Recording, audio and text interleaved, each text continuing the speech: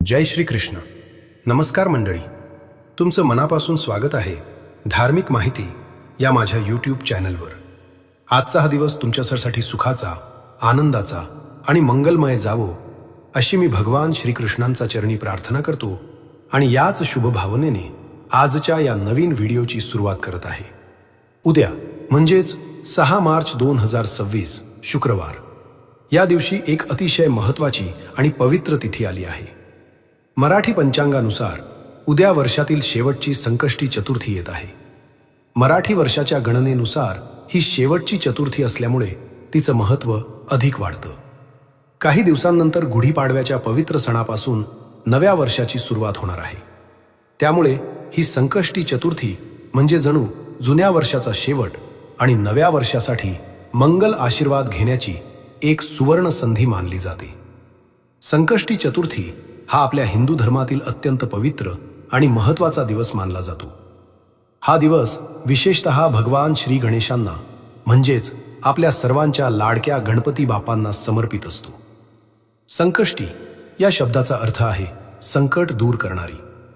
म्हणजेच ही अशी पवित्र तिथी आहे की ज्या दिवशी श्रद्धा आणि भक्तीने भगवान गणेशाची पूजा केली तर जीवनातील अडचणी, संकटे, दुःख आणि अडथळे दूर होतात अशी धार्मिक मान्यता आहे. पंचांगानुसार पाहिलं तर फाल्गुन महिन्याच्या कृष्ण पक्षातील चतुर्थी तिथी ही 6 मार्च 2026 रोजी संध्याकाळी 7:53 सुरू होणार आहे. त्यानंतर ही तिथी पुढच्या दिवशी म्हणजे 7 मार्च 2026 रोजी संध्याकाळी 7:17 समाप्त होईल. त्यामुळे उदय तिथीच्या नियमानुसार संकष्टी चतुर्थीचा उपवास आपल्याला 6 मार्च शुक्रवार या दिवशी करायचा आहे. संकष्टी चतुर्थीचे व्रत एक विशेष पद्धतीने पूर्ण केले जाते. या दिवशी दिवसभर उपवास ठेवला जातो आणि रात्री चंद्रदर्शन झाल्यानंतर चंद्राला अर्घ्य अर्पण करूनच हा उपवास सोडला जातो. उद्या म्हणजे 6 मार्च रोजी चंद्रोदयाची वेळ रात्री 9:12 आहे. त्यामुळे या वेळेनंतर चंद्राचे दर्शन घेऊन चंद्राची पूजा करूनच आपल्याला हे व्रत पूर्ण करायचे आहे. जर एखाद्याने दिवसभर उपवास केला पण रात्री चंद्रदर्शन न करता किंवा चंद्राला अर्घ्य न देता उपवास सोडला तर शास्त्रानुसार त्या व्रताचे पूर्ण फळ मिळत नाही असे मानले जाते. म्हणूनच चंद्राची विधीपूर्वक पूजा करूनच व्रत सोडणे आवश्यक मानले गेले आहे. भगवान गणेशांना विघ्नहर्ता म्हणजे सर्व अडथळे दूर करणारे देव मानले जाते. या दिवशी श्री गणेशाची भक्तिभावाने पूजा केल्यास घरात शांती, सुख, समाधान आणि समृद्धी येते. तसेच जीवनातील संकटे, अडचणी आणि अडथळ्यांपासून मुक्ती मिळते असेही मानले जाते. धार्मिक दृष्टिकोनातून पाहिले तर हा दिवस अत्यंत महत्त्वाचा आहे. त्यामुळे या दिवशी केवळ व्रत आणि पूजा एवढेच नव्हे तर काही विशेष आणि प्रभावी उपाय तसेच सेवा देखील केल्या जातात. आजच्या या व्हिडिओमध्ये मी तुम्हाला एक अतिशय प्रभावी आणि सोपा उपाय सांगणार आहे. उद्या तुम्ही संकष्टी चतुर्थीचा उपवास केला नाही तरीही चालेल, पण सकाळी उठल्यानंतर घराच्या उंबरठ्यावर एक विशेष वस्तू ठेवायची आहे. असे मानले जाते की हा उपाय केल्याने 7 पिढ्यांचे दारिद्र्य नष्ट होते. घरातील अडचणी, समस्या आणि अडथळे दूर होऊ लागतात. घरात धनलाभ वाढतो आणि कुटुंबातील सदस्यांची, मुलांची आणि पतीची प्रगतीही मोठ्या प्रमाणात होऊ लागते. मग ती कोणती वस्तू आहे जी घराच्या उंबरठ्यावर ठेवायची आहे आणि हा उपाय नेमक्या कोणत्या वेळेत करायचा आहे याची सविस्तर माहिती मी या व्हिडिओमध्ये तुमच्यासोबत शेअर करणार आहे. त्यामुळे हा व्हिडिओ मध्येच सोडू नका, शेवटपर्यंत नक्की पहा. जर तुम्ही धार्मिक माहिती या चॅनलवर नवीन असाल तर कृपया चॅनल सबस्क्राईब करा. तसेच पुढील अशाच धार्मिक आणि माहितीपूर्ण व्हिडिओंचे अपडेट मिळवण्यासाठी बेल आयकॉनवर देखील क्लिक करा. त्यामुळे जेव्हा जेव्हा मी नवीन व्हिडिओ अपलोड करेन तेव्हा त्याची नोटिफिकेशन सर्वात आधी तुम्हाला मिळेल आणि तुम्ही कोणताही व्हिडिओ चुकवणार नाही. तसेच या व्हिडिओला लाईक करायला विसरू नका. आजच्या या व्हिडिओमध्ये मी सांगत असलेला उपाय तुम्हाला उद्या सकाळी करायचा आहे. दुपारी 12 वाजण्याच्या आधी मी सांगणारी ती एक वस्तू घराच्या उंबरठ्यावर ठेवायची आहे. सध्या मराठी पंचांगानुसार फाल्गुन महिना सुरू आहे. अजून काही दिवसांमध्ये मराठी वर्षाचा शेवट होऊन नव्या वर्षाची सुरुवात होईल. त्यामुळे येणाऱ्या नवीन वर्षात आपल्या सर्व इच्छा, स्वप्ने आणि मनोकामना पूर्ण व्हाव्यात, आपल्या कुटुंबाची प्रगती व्हावी आणि घरात आनंद, सुख आणि समृद्धी नांदावी, यासाठी हा उपाय अत्यंत शुभ आणि प्रभावी मानला जातो. प्रथमेश, गणपती बाप्पा हे सुखकर्ता आणि दुःखहर्ता म्हणून ओळखले जातात. ते आपल्या भक्तांना संकटातून मार्ग दाखवणारे आणि आपल्या कृपेचा वर्षाव करणारे देव आहेत. भक्तांनी हाक मारली की बाप्पा लगेच धावून येतात, अशी श्रद्धा आहे. जर आपण गणपती बाप्पांची अखंड आणि शाश्वत कृपा मिळवायची असेल तर काही सोपे पण प्रभावी उपाय केल्यास त्याचे चांगले परिणाम दिसून येतात. गणेश व्रतांमध्ये चतुर्थीचे व्रत हे सर्वांत श्रेष्ठ आणि सर्वोच्च मानले जाते. त्यामुळे हा दिवसही अत्यंत पवित्र आणि महत्त्वाचा समजला जातो. असे सांगितले जाते की या दिवशी गणेश तत्व पृथ्वीवर साधारणपेक्षा 1000 पट अधिक सक्रिय असते. श्री गणेश स्वतः आपल्या भक्तांना आशीर्वाद देण्यासाठी पृथ्वीवर येतात असे मानले जाते. म्हणूनच या दिवशी आपण जे काही श्रद्धेने उपाय करतो त्या उपायांचे फळ गणपती बाप्पा लवकर देतात. आपल्या वास्तुशास्त्रात घराच्या उंबरठ्याला विशेष महत्त्व दिले गेले आहे. उंबरठा म्हणजे घराच्या सीमारेषेचे प्रतीक व घराचे आणि कुटुंबाचे रक्षण करणारा मानला जातो. तसेच कुठलीही नकारात्मक किंवा अदृश्य शक्ती घरात प्रवेश करू नये यासाठी उंबरठ्याचे विशेष महत्त्व आहे. जर या उंबरठ्यावर काही सकारात्मक आणि धार्मिक उपाय केले तर त्या ठिकाणी असलेली दैवी शक्ती आणि सकारात्मक ऊर्जा अधिक प्रमाणात जागृत होते असे मानले जाते. यामुळे घरात प्रगतीचे मार्ग खुलतात आणि कुटुंबाच्या जीवनात आनंद आणि समृद्धी वाढू लागते. शास्त्रानुसार असेही सांगितले जाते की जर घराच्या दाराचा उंबरठा मजबूत आणि पवित्र असेल तर घरामध्ये कोणतेही मतभेद निर्माण होत नाहीत. तसेच कोणताही शत्रू किंवा वाईट शक्ती घरात प्रवेश करू शकत नाही. म्हणूनच आपल्या धर्मग्रंथांमध्ये आणि शास्त्रांमध्ये उंबरठ्याला इतके विशेष महत्त्व दिले गेले आहे.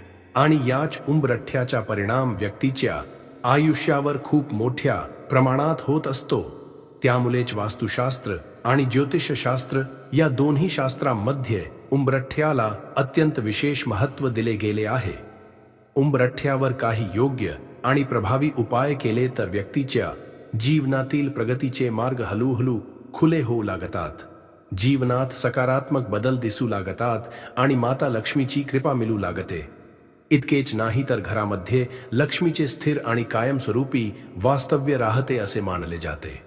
म्हणून जर तुमच्या घरामध्ये काही अडचणी किंवा समस्या सतत निर्माण होत असतील, मुलांची प्रगती होत नसेल, त्यांच्या शिक्षणामध्ये अडथळे येत असतील, मुले खूप हट्टीपणा करत असतील किंवा घराच्या एकूण प्रगतीमध्ये अडथळे येत असतील, घरामध्ये पैसा टिकत नसेल, वारंवार आर्थिक अडचणी निर्माण होत असतील, जिथे तुम्ही थोडे पैसे कमावता तिथे त्यापेक्षा जास्त खर्च होत असेल, म्हणजेच घरातून पैशांचा अनावश्यक अपव्यय होत असेल किंवा घरामध्ये वारंवार वाद, विवाद, भांडणे आणि क्लेश होत असतील आणि त्यामुळे संपूर्ण कुटुंबावर त्याचा नकारात्मक परिणाम होत असेल, तसेच तुमचा एखादा लहान मोठा व्यवसाय किंवा उद्योग व्यवस्थित चालत असतानाही त्यामध्ये अचानक अडचणी निर्माण होत असतील किंवा घरातील कोणतेही शुभकार्य निर्विघ्नपणे पूर्ण होत नसेल तर मी सांगत असलेला हा उपाय तुम्ही उद्या संकष्टी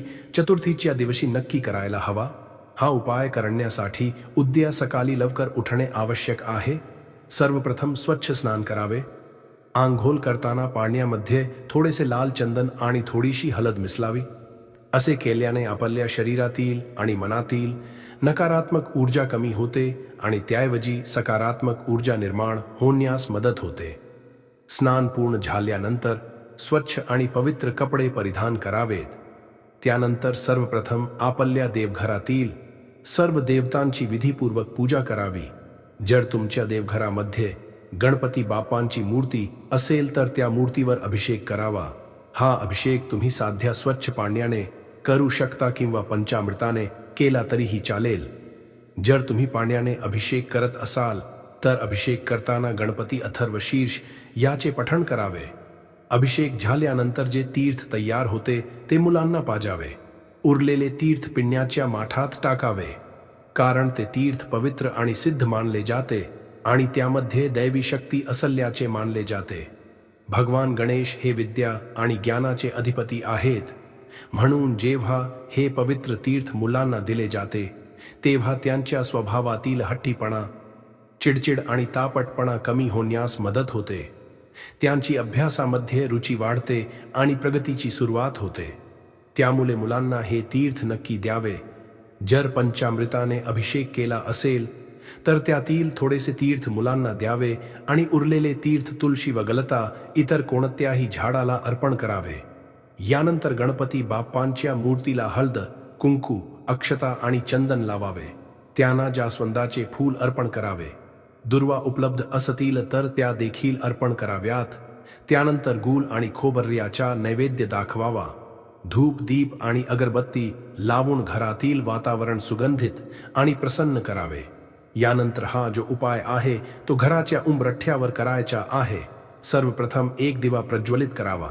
हा दिवा कोणत्याही धातूचा असू शकतो, तसेच मातीचा दिवा असला तरीही चालेल। दिव्यामध्ये तूप टाकावे। जर तूप उपलब्ध नसेल तर तेल वापरले तरी चालेल। दिव्यामध्ये दुहेरी कापसाची वात करून ती लावावी। त्यानंतर एका ताटलीमध्ये थोडेसे तांदूळ ठेवावेत। जर तुमच्याकडे मसूर डाळ उपलब्ध असेल तर ती ठेवावी, अन्यथा तांदूळ ठेवले तरी चालेल। त्या तांदळावर किंवा मसूर डाळीवर हा दिवा ठेवून तो घराच्या मुख्य प्रवेशद्वाराजवळ प्रज्वलित करावा। जेव्हा तुम्ही बाहेरून घरामध्ये प्रवेश करता त्यावेळी तुमच्या उजव्या बाजूला ज्या ठिकाणी जागा असेल त्या ठिकाणी हा दिवा ठेवून लावावा। असे केल्याने माता लक्ष्मीचे आगमन घरामध्ये होते आणि घरातील आर्थिक अडचणी दूर होण्यास सुरुवात होते असे मानले जाते। यानंतर थोडेसे पाणी शिंपडून घराचा उंबरठा स्वच्छ पुसून घ्यावा। उंबरठा पूर्णपणे स्वच्छ करावा। यानंतर एका छोट्या वाटीमध्ये थोडीशी हळद घ्यावी आणि त्यामध्ये थोडेसे लाल चंदन मिसळावे।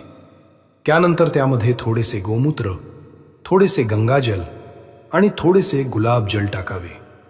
तुमच्याकडे ज्या वस्तू उपलब्ध असतील त्या वस्तू त्यामध्ये घालाव्यात। या सर्व वस्तू एकत्र करून त्याची एक पेस्ट तयार करावी। ज्या प्रकारे आपण उंबरठ्यावर हळदीचे लेपन करतो त्याच पद्धतीनं ही तयार केलेली पेस्ट उंबरठ्यावर लावावी। म्हणजेच उंबरठा व्यवस्थितपणे त्या लेपाने सारवून घ्यावा। यानंतर पांढऱ्या रंगाची रांगोळी घ्यावी। घराच्या उंबरठ्याच्या दोन्ही बाजूंना त्या पांढऱ्या रांगोळीने स्वस्तिक काढावे। स्वस्तिक काढून झाल्यानंतर त्या स्वस्तिकावर हळद, कुंकू आणि अक्षता अर्पण करून त्याची पूजा करावी। स्वस्तिक काढताना ते चुकीच्या पद्धतीनं काढू नये। मधोमध 4 बिंदू आणि बाजूंच्या रेषा योग्य प्रकारे काढणे आवश्यक असते। त्या रेषा आणि बिंदूंशिवाय स्वस्तिक पूर्ण होत नाही। स्वस्तिक हे मंगल आणि शुभत्वाचे प्रतीक मानले जाते। तसेच दारिद्र्य दूर करण्याचे साधन म्हणूनही त्याला महत्त्व दिले जाते। म्हणून स्वस्तिक योग्य प्रकारे काढणे आवश्यक आहे। या स्वस्तिकामध्ये अनेक देवतांचा आणि विशेषतः श्री गणेशांचा वास असल्याचे मानले जाते।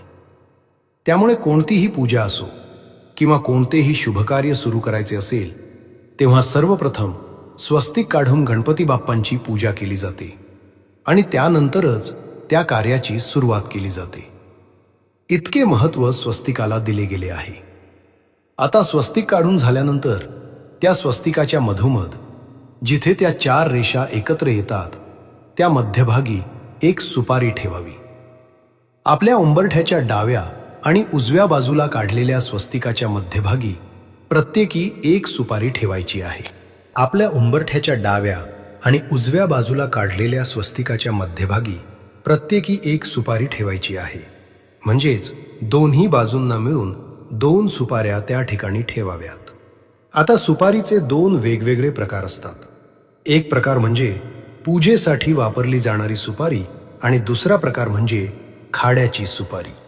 पूजेसाठी वापरली जाणारी सुपारी आकारानं लहान असते, त्यामुळे तीच सुपारी तुम्हाला त्या स्वस्तिकाच्या मध्यभागी ठेवायची आहे. यानंतर त्या स्वस्तिकावर हळद, कुंकू आणि अक्षता अर्पण करायच्या आहेत. जर फुले उपलब्ध असतील तर तीही तुम्ही अर्पण करू शकता. त्यानंतर दोन्ही हात जोडून माता लक्ष्मी आणि श्री गणेश यांचे नामस्मरण करायचे आहे. सुपारीला गणपती बाप्पांचे प्रतीक मानले जाते. म्हणूनच तुम्ही पाहिले असेल की अनेक वेळा पूजेमध्ये जर गणपती बाप्पांची मूर्ती किंवा फोटो उपलब्ध नसला तर सुपारीलाच गणपतीचे प्रतीक मानून तिची पूजा केली जाते. त्यामुळे सुपारीला धार्मिक दृष्टिकोनातून खूप मोठे महत्त्व दिले गेले आहे. जेव्हा ही सुपारी आपण घराच्या उंबरठ्यावर ठेवतो तेव्हा गणपती बाप्पांचा आशीर्वाद आपल्या संपूर्ण कुटुंबावर सदैव राहतो असे मानले जाते. आपल्या आयुष्यात येणाऱ्या विविध संकटांपासून, अडचणींपासून आणि अडथळ्यांपासून मुक्ती मिळते. याचबरोबर या उपायामुळे माता लक्ष्मी देखील प्रसन्न होते आणि घरात धनप्राप्तीचे मार्ग निर्माण होतात. आता ही सुपारी ठेवून झाल्यानंतर दुसऱ्या दिवशी काय करायचे? तर दुसऱ्या दिवशी ही सुपारी तुम्हाला उचलून घ्यायची आहे. त्यानंतर लाल आणि पिवळ्या रंगाचा जो कलावा असतो तो सुपारी भोवती बांधायचा आहे. यानंतर ही सुपारी तुम्हाला गणपती बाप्पांच्या मंदिरात जाऊन अर्पण करायची आहे. तुमच्या घराजवळ जिथे कुठे गणपती बाप्पांचे मंदिर असेल त्या मंदिरात जाऊन ही सुपारी अर्पण करून यायची आहे. या प्रकारे हा छोटासा पण प्रभावी उपाय तुम्हाला आपल्या घराच्या उंबरठ्यावर करायचा आहे. आणखी एक अत्यंत महत्त्वाची गोष्ट लक्षात ठेवायची आहे.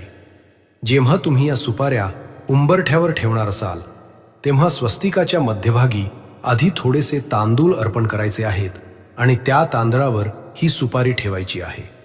सुपारी थेट रांगोळीवर ठेवू नये. जर शक्य असेल तर रांगोळीऐवजी तांदळाने स्वस्तिक काढले तर ते अधिक शुभ मानले जाते. मात्र जर तांदळाचे स्वस्तिक काढणे शक्य नसेल तर तुम्ही पांढऱ्या रांगोळीने स्वस्तिक काढू शकता. परंतु पूर्णपणे फक्त पांढरी रांगोळी ठेवायची नाही. त्या स्वस्तिकावर हळद आणि कुंकू अर्पण करायचे आहे. त्यानंतर स्वस्तिकाच्या मध्यभागी थोडेसे तांदूळ ठेवून त्यावर सुपारी ठेवायची आहे.